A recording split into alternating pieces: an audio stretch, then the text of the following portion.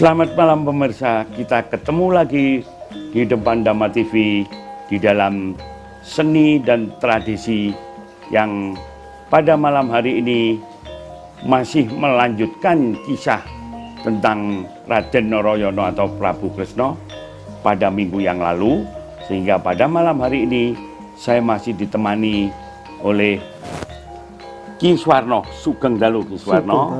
Dan yang kedua saya juga masih ditemani oleh Ki Bagus, Sugeng Dalu Ki Bagus. Ye. Para pemirsa, memang cerita tentang dunia pewayangan ini sangat erat sekali dengan kehidupan kita keseharian.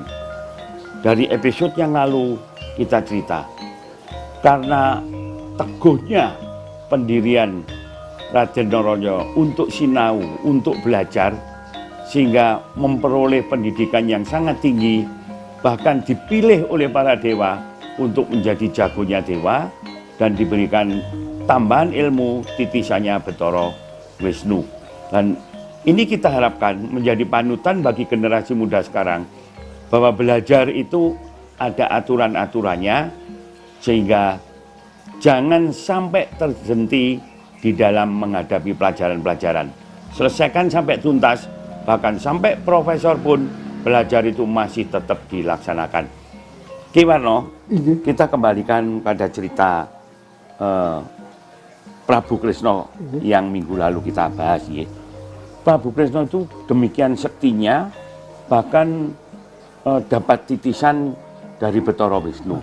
Nah, nyun sewu, bisa dijelaskan kesaktian-kesaktian untuk contoh-contoh apa, yaitu kepandian-kepandian apa yang bisa dilakukan oleh Prabu Kresna yang titisan Bathara Wisnu kalau mau. Katuran. Iya, nyun sewu. Prabu Kresna menika sampun cetha menawi titisanipun Bathara Wisnu. Nggih. Lajeng kasekten ingkang dipun gadahi menika kagungan Sekar Wijaya Kusuma. Nggih, pusaka nggih. Pusakanipun menika kalian menapa cakra. Cakra nggih. Sekar Wijaya Kusuma kalian cakra. Menika ingkang sangat populer, menika sangat populer. Senaosa ngaten menika tesih wonten pusaka-pusaka lintu ingkang ngantos sepriki menika dereng kathah sanget ingkang mangertos. Nggih. Lajeng ingkang ketiga menika Bathara Kresna atau Sri Bathara Kresna kagungan kasekten mangertos saderengipun winarah. Artosipun winarah menika dipun criyosi utawi dipun paringi berita. Saderengipun berita menika dumugi dhateng Narayana utawi Prabu Kresna menika sampun prisa. Menika artosipun winarah. Winarah menika saking tembung warah. Warah menika menawi basa kula dipun dudahi ngaten menika Rama. Oh iya. Pun paringi dawuh. Pun paringi dawuh ngaten nggih. Iya. Menika. Ah. Kasekten menika ingkang jalari Prabu Kresna menika dados ratu pilih tanding. Artosipun ratu pilih tanding. Senaosa Prabu Kresna menika mboten nate badhe nandingi sinten-sinten. Oh, ngaten. Nggih. Nggih. Lajeng ingkang pungkasan menika Prabu Kresna menika menawi duka menika malah nggegirisi. Nggih, ngegirisi. Amargi menawi duka Prabu Kresna menika dados brahala. Nah, menika nggih, mangke pekawis dados brahala utawi Tiwikrama nggih. Tiwikrama nggih. Pun mangke di penjelasanipun mangke. Para pemirsa, memang karena kepandian-kepandian yang dimiliki ini salah satu contoh bagaimana generasi muda kalau mau belajar betul dan memiliki kepandian-kepandian yang sangat dibutuhkan sesuai dengan kemampuannya, pasti dia akan menjadi orang-orang yang sakti mandraguna atau Digdoyo karena kepandaiannya itu. Dalam hal ini bukan karena fisiknya yang sakti, tapi ilmunya itu bisa dimanfaatkan untuk keperluan masyarakat yang lain. Ini saya kembalikan, saya perlu bertanya kepada Mas Bagus ya, Mas Bagus ya. Jadi ceritanya memang Prabu Kresna akhirnya memiliki kesaktian, kepandaian seperti itu. Padahal yang diperolehnya itu tanpa sekolah seperti sekarang. Kira-kira kalau digadukke, kalau kira-kira pelajaran-pelajaran zaman dulu diimplementasikan pada zaman sekarang, menurut pemahaman Mas Bagus sebagai seorang mahasiswa dan sebagai seorang dalang, bagaimana? Pertanyaan yang sangat sulit ya mungkin. Iya, monggo, aturan. Kalau berbicara tentang Kresna, pada zaman yang dulu kala dengan zaman yang sekarang itu sangat berbeda, sama sekali sangat berbeda gitu Pak. Iya. Di zaman sekarang itu kita ingin menimba ilmu itu gampang-gampang saja itu Pak.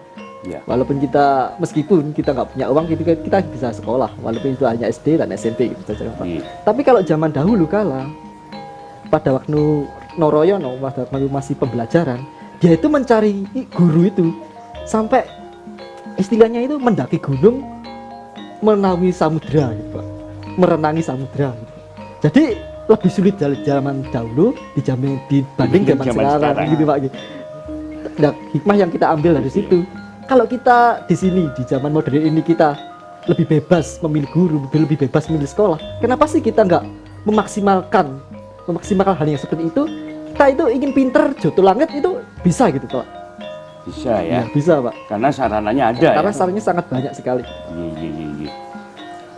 Pemirsa, memang cara belajar zaman dulu dengan sekarang berbeda. Dulu seperti dijelaskan Mas Bagus, mencari ilmu itu mencari gurunya. Nah kalau sekarang mau belajar gurunya sudah ada gitu, gitu. Gurunya ada, biayanya ada. Neng kok ya menungsane ora pinter-pinter lah. Itu kelirune neng endi Mas Bagus? Itu loh. Kok malah ribut gegeran para siswa sekarang itu malah nganeh-nganehin gitu ya. Padahal zaman dulu dengan tanpa biaya, bahkan mencari guru itu kemana-mana, ke gunung, menyeberang lautan, tapi bisa berhasil seperti itu ya. Contohnya Raden Noroyono atau Prabu Kresna tadi. Sementara kita yang sekarang sudah memiliki dana, tinggal nyuwun duit Pak, bayar sekolah, ada. Sekolah neng dile, enek sekolah sing apik. Lho kok bocah kok ora pinter-pinter ya. Itu jadi pemikiran para pemirsa. Monggo ini kita lanjutkan kepada putra-putra didik kita supaya bagaimana bisa meniru pada zaman seperti Raden Noroyono. Pemirsa jangan kemana-mana, tetap berada di depan Demak TV. Masih akan kita lanjutkan pada segmen berikutnya.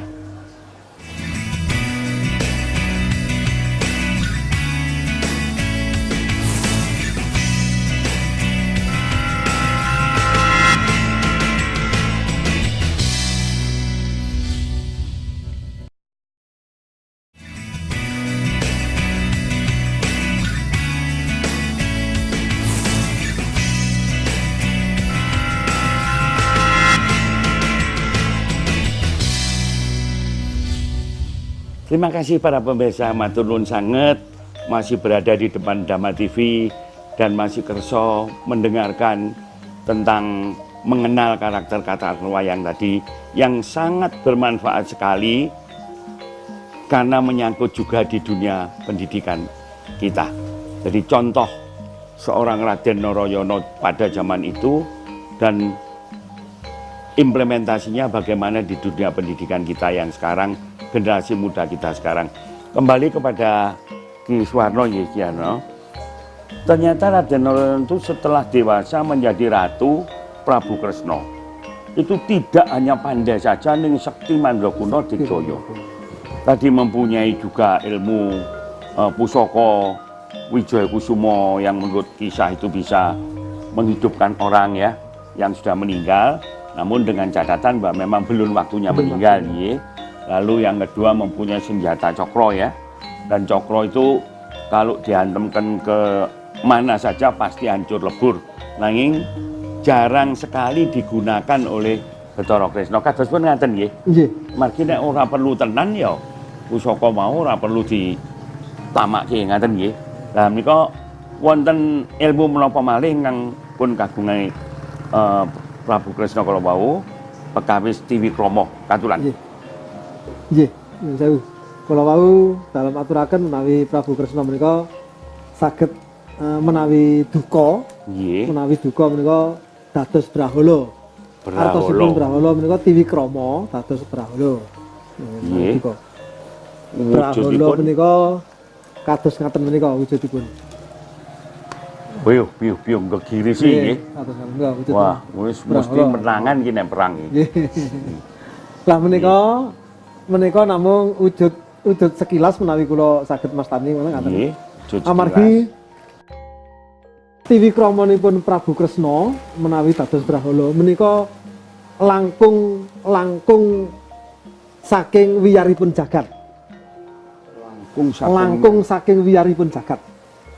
Yo, nek ngaten jagat saged dipun kukup. Saged dipun kukup kalian Donya menika saged dipun nggih, kukup. donya menika saged dipun kukup. Agengipun semanten nggih. Nggih, agengipun semanten. Nggih. Pramila menika menawi Tiwikrama betahipun ngaten menika sanget gegirisi menika Prabu Kresna ingkang dados Brahala.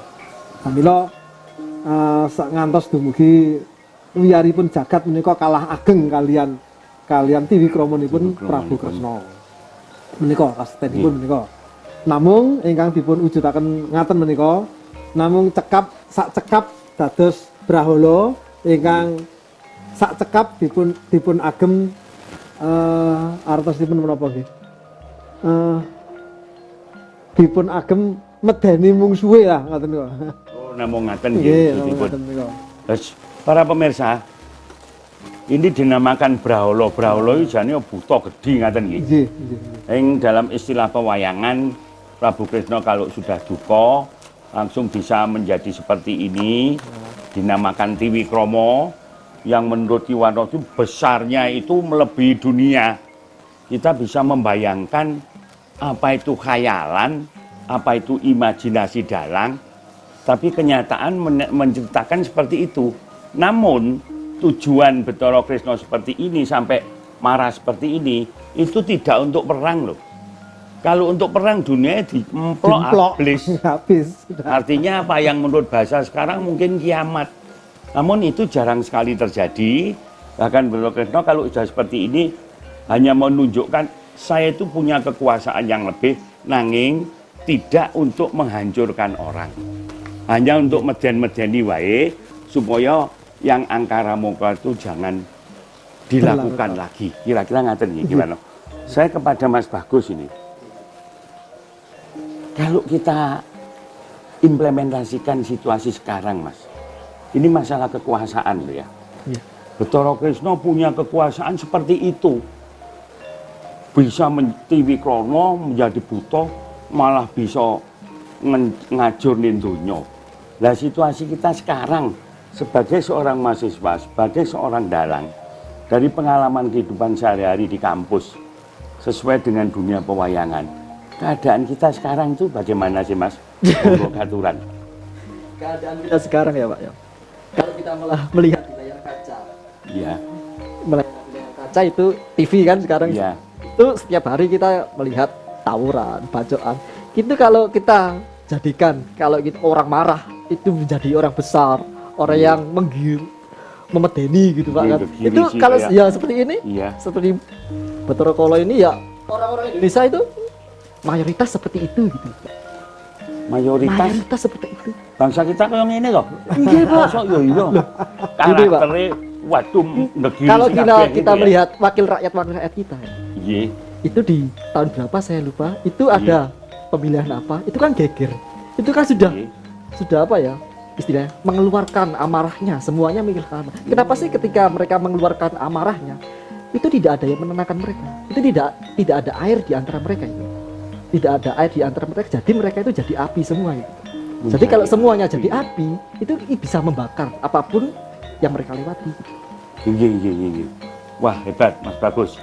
Berarti Mas Bagus ini sebagai dalang muda, sebagai seorang mahasiswa, juga dari melihat pewayangan implementasinya bisa diwujudkan keadaan sekarang ya. Para situasi negara yang sekarang ini, para pimpinan gampang nesu-nesu ya. Nggih, Pak. Gampang nesu, karakternya malah kaya braolo ngoten Nggih, nggih. Pak. Mergo nesu-nesu ning nesunya itu nesu untuk tawuran. Mulai Prabu Kresna tadi braolone nesu kan hanya untuk menunjukkan supaya angkara murkane sirna lah ngaten to. Nah, ini memang hal-hal yang agak agak berbeda walaupun sedikit tapi bisa dijadikan contoh gitu ya. Dalam mencontohkan seperti itu, nanti akan kita jelaskan lebih lanjut ya. Memang keadaan kita sekarang dengan cerita-cerita wayang-wayang itu kan bayangan ya, bayangan. Ini kok zaman dulu itu sudah bisa dibayangkan seperti itu, bahwa sekarang akan terjadi seperti ini. Apalagi Mas Bagus sebagai seorang mahasiswa dan dalang juga pemahamannya bagus sekali, bisa melihat situasi sekarang tuh karakternya para penguasa itu kaya ngono kuwi. Nah, ini perlu kita kembalikan nanti kepada para pemirsa bagaimana pemahaman kita ini untuk kembali kepada jati diri bangsa, bahwa sebenarnya bangsa Indonesia itu tidak mempunyai karakter sing gampang nesu. Kita istirahat sejenak, akan kita lanjutkan pada segmen berikutnya. Masih berada di depan Dhamma TV.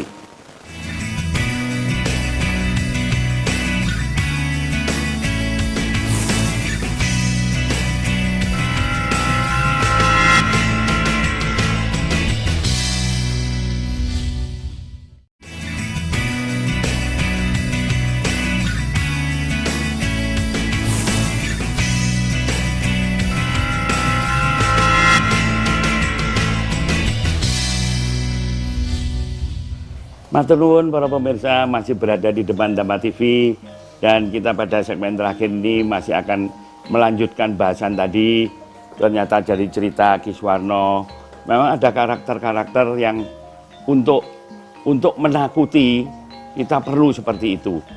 Tapi dalam arti Triwikromonya tadi untuk memusnahkan hal-hal yang sifatnya angkara murka.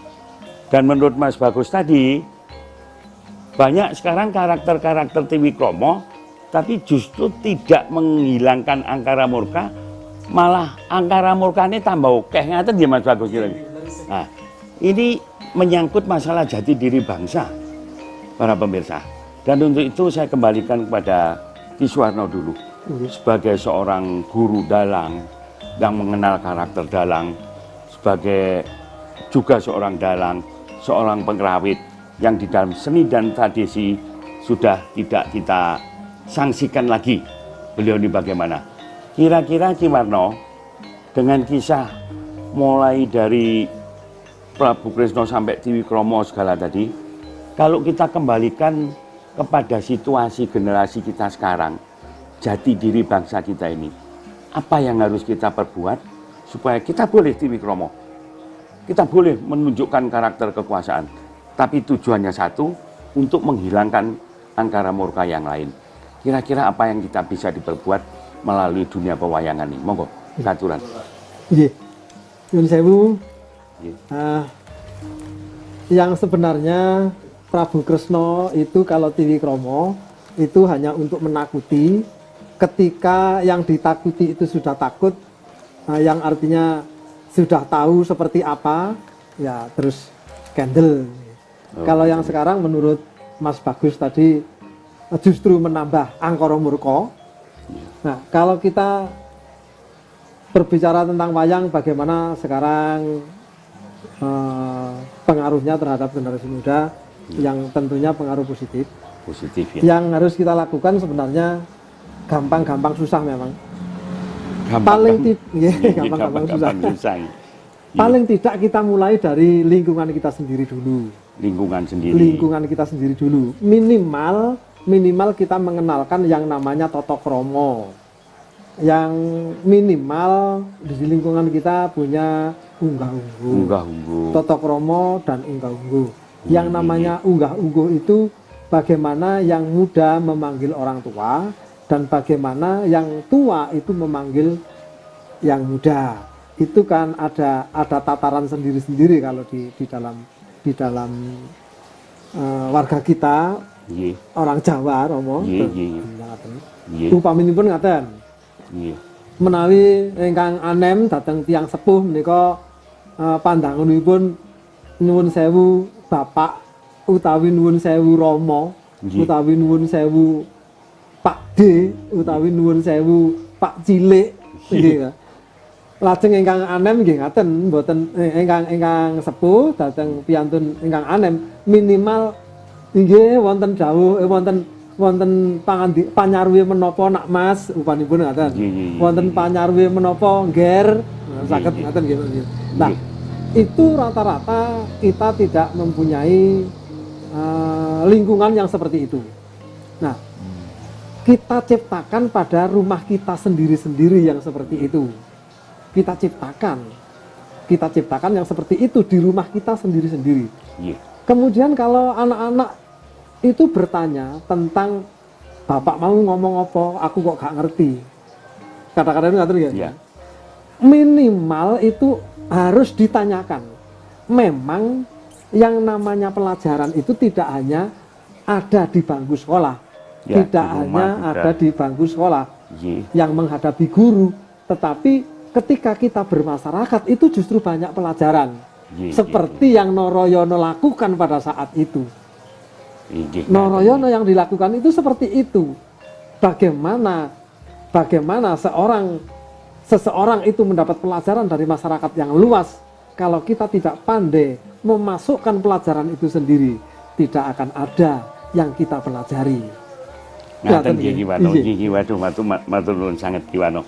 Pemirsa, memang situasi sekarang kalau kita berani membandingkan dengan cerita wayang ini, sebetulnya sih kalau mau tidak sulit. Karena semua diawali dari keluarga terlebih dahulu. Bagaimana kita belajar tentang jati diri bangsa diawali dari keluarga tentang tata krama. Itu aja terlebih dahulu dalam keseharian kita, sehingga kita juga di luar dengan teman-teman, dengan siapapun juga tata krama itu bisa berjalan dengan lancar. Dan saya kepada Mas Bagus, Mas Bagus.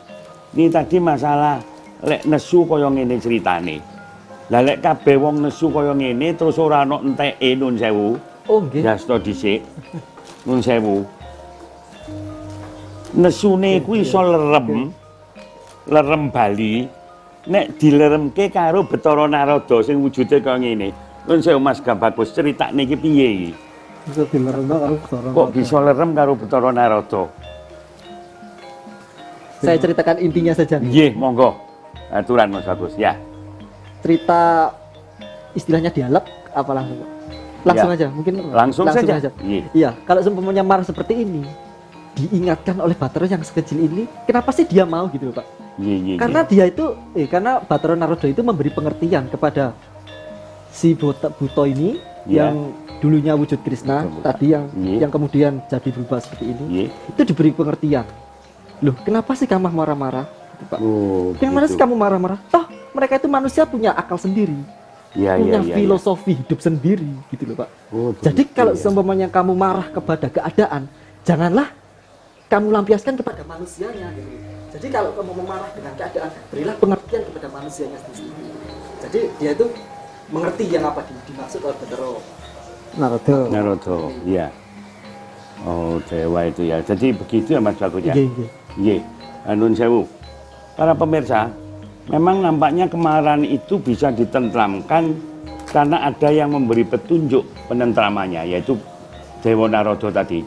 Tapi situasi sekarang, nampaknya para pemarah-pemarah ini sulit sekali untuk diberi petunjuk supaya tentram. Nah, ini saya kembali kepada Mas Bagus dulu. Ini persoalan generasi muda Mas Bagus. Yang terjadi sekarang seperti itu. Apakah mungkin akan memunculkan dewa-dewa lagi seperti Bathara Narada untuk menentramkan mereka? Monggo, katuran Mas Bagus. Kalau menurut saya di zaman yang seperti ini, Bathara Narada nggak akan muncul untuk memberi pengertian kepada manusia. Ya, kayak seperti ini sih, manusia itu harus mempunyai pengertian sendiri.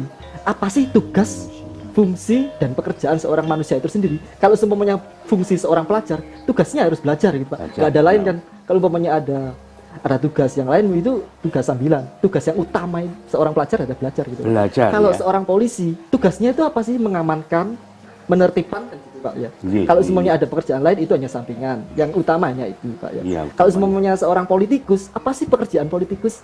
Ya, Ya harus mengerti Untuk pekerjaannya masing-masing. Kalau Iya. semua manusia mengerti dengan pekerjaan, fungsi dan istilahnya pekerjaan, fungsi itu sudah dimiliki oleh mereka, dimengerti oleh mereka, itu insya Allah dunia akan aman gitu Pak. Nggak ada yang nyeleneh dari tugasnya. tugas. Iya, matur nuwun Mas Bagus. Para pemirsa, nampaknya kisah tentang wayang ini kalau kita implementasikan dari situasi sekarang, memang karakter manusia itu umumnya seperti Braholo tadi, sulit sekali untuk mencari seorang Bathara Narada untuk ngeremke. Artinya apa? Yang bisa ngeremke semua itu hanya kita sendiri. Diawali jati diri kita sendiri, artinya apa? Jati diri kembali kepada bangsa, bahwa Pancasila itu satu-satunya yang tidak bisa kita hindarkan, karena itu merupakan karakter bangsa Indonesia. Kita bisa hidup bergotong royong, kita tetap percaya kepada pencipta kita tetap menyatu, saling membantu di antara kita untuk satu tujuan terakhir, keadilan sosial bagi seluruh bangsa ini. Saya rasa pertemuan kita sampai di sini. Para pemirsa, kita masih akan jumpa pada episode berikutnya.